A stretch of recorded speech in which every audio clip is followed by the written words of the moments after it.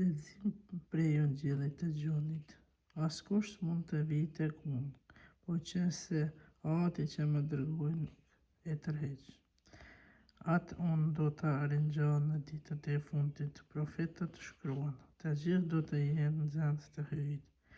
Kushdo para e dëgjon atin dhe e përvetëson mësimin e tij vjen tek unë. Kjo do të thotë se ndokush e pa atin përveç atij që është të hyj, vetëm ai e pa atin. Për një mend po ju them. Ai që beson ka jetën e pasosur. Unë jam buka e jetës. Etrit tuaj hëngën manën në shkëlqij dhe vdiqën.